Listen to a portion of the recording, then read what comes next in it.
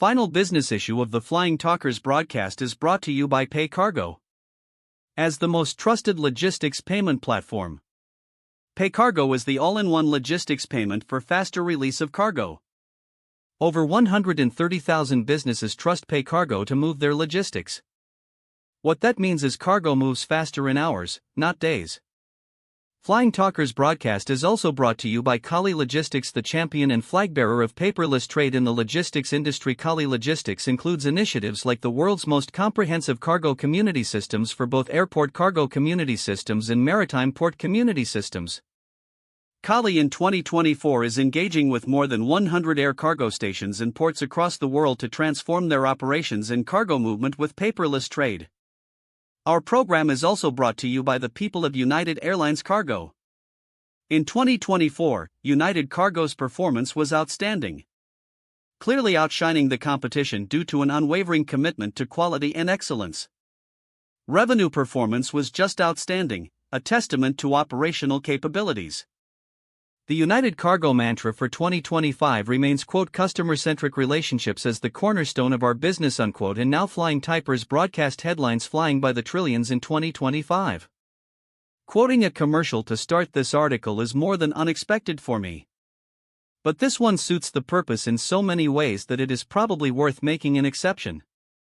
In about 1 minute, you realize the incredible importance and dimension of air travel. You just want to multiply the figures you hear from Singapore Airlines in their BBC ad by the unimaginable number of connections worldwide to understand the magnitude and impact of modern aviation. In a way, this is what IATA's global outlook for air transport is proposing, almost as a year-end present for its public. IATA's press release 58 says it all in its title: strengthened profitability expected in 2025 even as supply chain issues persist. IATA did not miss this opportunity to refocus on the importance of its members' global reach. IATA highlighted the broad benefits of growing connectivity. The most recent estimates show that airline employment is expected to grow to 3 million in 2025. Airlines are the core of a global aviation value chain that employs 86.5 million people and generates $4.1 trillion in economic impact, accounting for 3.9% of global GDP in 2023 figures. Connectivity is an economic catalyst for growth in nearly all industries. Looking at 2025, for the first time, traveler numbers will exceed 5 billion and the number of flights will reach 40 million. This growth means that aviation connectivity will be creating and supporting jobs across the global economy. The most obvious are the hospitality and retail sectors, which will gear up to meet the needs of a growing number of customers. But almost every business benefits from the connectivity that air transport provides, making it easier to meet customers, receive supplies, or transport products. On top of this, growth in aviation also contributes to achieving almost all the UN's Sustainable Development Goals, SDGs. None of the boxes is left unticked. Perhaps those who still hope in a more considerate approach toward the environment may raise an eyebrow, considering they have always looked at air travel as a principal pollutant. But it is difficult to believe their voice will sound very loud in 2025. At least until we hit another cataclysm.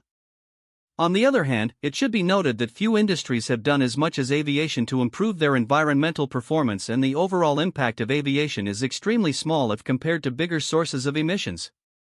For example, livestock or road transport. Anyhow, the barometer is set to fine weather. This is how IATA itself gives the good news, providing all necessary detail. Net profits are expected to be $36.6 billion in 2025 for a 3.6% net profit margin. That is a slight improvement from the expected $31.5 billion net profit in 2024, 3% net profit margin. Average net profit per passenger is expected to be $7.0, below the $7.9 high in 2023 but an improvement from $6.4 in 2024.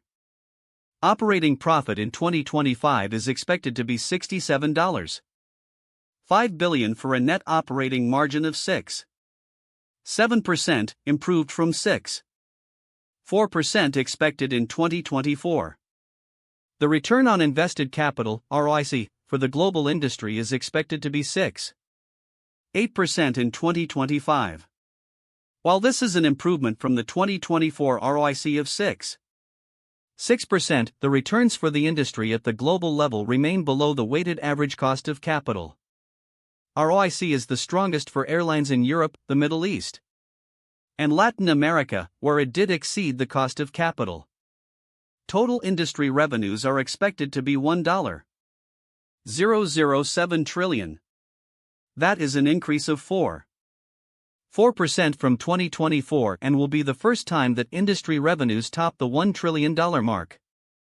Expenses are expected to grow by 4.0% to $940 billion. Passenger numbers are expected to reach 5.2 billion in 2025, a 6.7% rise compared to 2024 and the first time that the number of passengers has exceeded the 5 billion mark. Cargo volumes are expected to reach 72.5 million tons, a 5.8% increase from 2024. IATA remains adamant these optimal figures will translate into a wealthier than usual bottom line. We're expecting airlines to deliver a global profit of $36.6 billion in 2025. This will be hard-earned as airlines take advantage of lower oil prices while keeping load factors above 83%. Tightly controlling costs, investing in decarbonization, and managing the return to more normal growth levels following the extraordinary pandemic recovery. All these efforts will help to mitigate several drags on profitability which are outside of airlines' control, namely persistent supply chain challenges, infrastructure deficiencies, onerous regulation, and a rising tax burden. These were Willie Walsh's words in his role as IATA's Director General. After a number of years spent contemplating the lower end of his deck of cards, Walsh was eventually able to play his ace, quote, in 2025. Industry revenues will exceed $1 trillion for the first time. It's also important to put that into perspective. $1 trillion is a lot, almost 1% of the global economy. That makes airlines a strategically important industry. But remember that airlines carry $940 billion in costs, not to mention interest and taxes. They retain a net profit margin of just 3.6%. Put another way, the buffer between profit and loss, even in the good year that we are expecting of 2025, is just $7 per passenger. With margins that thin, airlines must continue to watch every cost and insist on similar efficiency across the supply chain, especially from our monopoly infrastructure suppliers who all too often let us down on performance and efficiency, unquote. In a nutshell, quote, revenues are expected to grow by 4% to $1.007 trillion, whilst costs are expected to grow by 4.0% to $940 billion in 2025, unquote. In other words, the airlines are expected to make profits up to a total of $67 billion. Which is a good result by any standard, and, as we have seen above, this is supposed to create new jobs. In a world that is looking at new job opportunities with some anxiety, at least in some areas of the world. IATA's media stream continues with abundance of information and numbers both at global level, as well as divided by different regions. My advice to our readers is that they take advantage of the link provided above and delve into the individual data they need. It will all be there. Before we open our pages to comments from the industry, which we continue receiving, it is worth mentioning IATA's effort in providing, quote, the traveler's viewpoint. A recent public opinion poll, 14 countries, 500 respondents who have taken at least one trip in the last year, revealed that 96% of travelers expressed satisfaction with their travel. Moreover, 88% agreed that air travel makes their lives better and 78% agreed that air travel is good value for money, unquote. IATA underlines the value of airlines offer to customers. Quoting that IATA public opinion polling demonstrated the important role that travelers see the airline industry playing, 90% agreed that air travel is a necessity for modern life. 90% agreed that air connectivity is critical to the economy.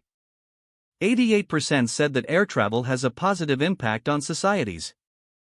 83% said that the global air transport network is a key contributor to the UN SDGs. 84% care about the success of the aviation industry. IATA underlines that, quote, the air transport industry is committed to its goal of achieving net zero CO2 emissions by 2050. Travelers are expressing high levels of confidence in this endeavor, with 81% agreeing that the industry is demonstrating commitment to work together to achieve its ambitious goal. 77% agreeing that aviation leaders are taking the climate challenge seriously, unquote. These words conclude the almost triumphant press release. If the promise comes to fruition, my expectation is that we shall probably close 2025 as a happier group of people than in 2024. This may or may not be the perception of some of the hardcore professionals who work in this industry every day and came back to us, all singing in harmony, albeit with some caution concerning the persisting supply chain issues. Let us start with our good friend Glyn Hughes from Toyota, who was happy to share these comments. Quote, Toyota looks forward to 2025 offering another year of expected growth. The strength of e-commerce is expected to continue, and with reducing global inflation and expected drops in central bank rates combining to create a positive scenario for increased consumer spending. The downside risks are the expected continuance of the capacity challenge that we saw during much of 2024 and the risks associated with the impending introduction of new tariffs promised by incoming U.S. President Trump. This could spark retaliatory measures which may create a challenging global trade environment. We could also see moves to de-risk supply chains through production site diversification. With all these factors, we expect growth in the mid to high single digits to not be unrealistic. Glyn said. The next reply came from another good friend, Brandon Freed, Executive Director of the Air Forwarders Association in the USA. Quote, the Air Forwarders Association applauds the projected profitability improvements in 2025 outlined by IATA. This forecast highlights the resilience and strategic importance of air cargo to the global economy. We are especially encouraged by the anticipated growth in cargo volumes, driven by robust e-commerce demand and increased connectivity. However, we remain deeply concerned about pressing challenges that threaten the sustainable growth of our industry. The deteriorating geopolitical landscape poses risks, with recent security threats such as the improvised incendiary devices found in Europe emphasizing the need for enhanced air cargo security measures globally. Moreover, insufficient infrastructure at major airports continues to hinder efficiency, leading to lengthy truck lines and extended wait times in cargo areas. With air cargo volumes expected to grow significantly over the next 2 decades, this issue requires urgent attention to prevent operational bottlenecks from worsening. Finally, we caution against the economic consequences of the promised Trump tariffs, which could lead to inflation and job losses and reduced trade activity. Such policies risk stifling economic growth, directly impacting the air cargo sector's potential to thrive. We urge industry stakeholders and policymakers to address these critical issues proactively, ensuring that air cargo continues to serve as a catalyst for global economic development. Brandon declared. We also received comments from our Belgian friend Herman Dunker. Herman is now retired, but has been one of the main contributors to the fortunes of Fiata's glorious Air Freight Institute. As a consummate professional, he was able to command respect at all levels in the industry, including on the airline side. This is what he had to say about the news he read from IATA. Quote, I read this information with interest. Thank you for sharing it. It is clear that the expected increase in air cargo transportation, if the prognosis is correct, would also be good news for the forwarders. I take this opportunity to wish you and all the best for 2025, unquote. As usual, Herman's terse language says it all in one line. How many times have we hoped for good results and in the end the picture was not so colorful? At least as many as those when the promise was fulfilled. Fact is, all fundamentals are there and Herman joins the expectations as we all do. We also received comments from another European friend, Lothar Moeller, formerly Executive Director Cargo IQ and recently CEO of LMC. His comments are, as usual, 100% matter of fact. Quote, being a former cargo expert, I rather refrain from commenting on PAX business. It is very positive that IATA is predicting a growth in cargo revenues for 2025, highlighting the point that the aviation industry is a very important factor for global industries. As far as geopolitical trends are concerned, we are all hoping for stable developments rather than ad hoc activities. Customs tariffs are certainly a threat, but I trust that the political leaders in the world understand and learn of the benefits which low or no tariffs had on the economy in the recent years. Unfortunately, many airline CEOs aren't giving the necessary importance to the cargo subsidiaries and/or department in their own organizations. The pandemic in the not-too-distant history did show that some airlines only survived because of the capabilities to fly cargo, even on PAX aircraft. But the revival of PAX revenues has shifted the focus away from the important cargo sections. That is just to point out that the cargo departments require an investment in digitalization and quality to stay on top of the game. IATA's One Record initiative and the Cargo IQ quality progression are just two areas needing attention for quick implementation. Everyone in the industry knows that the ancient messaging standard from the 1960-1970 are insufficient by today's requirements of data exchange. Security, customs, and quality. This is where I would like to see that airline leaders give more attention to initiatives which have already been developed for them, they just need to be adopted. Or, to be blunt, the tools are there, use them. In the modern world of e-commerce players such as Amazon, Temu, Alibaba, just to name a few, have focused on digitalization and are all earning a pretty dollar. I am convinced that traditional industry participants would be able to counter the downward trend of yields when they are able to offer products the modern world shippers require. If the CFOs and CEOs stopped thinking of costs when it comes to employees and started thinking of opportunities to use the employees to develop the companies further, that would be a huge motivation factor when it comes to retaining the existing staff in their own companies. End quote. With regard to air cargo, is there any more to say than that? Not as far as we can think of. We send my apologies to those who may still wish to send comments. But one way or another we need to go to print before momentum is lost. There will be more than one opportunity to continue providing comments in future for all those who wish to do so. Let us now close this last broadcast in 2024 with very best wishes to everyone out there for a peaceful and serene festive period, with hopes that we start a new year in better conditions than we leave the old one.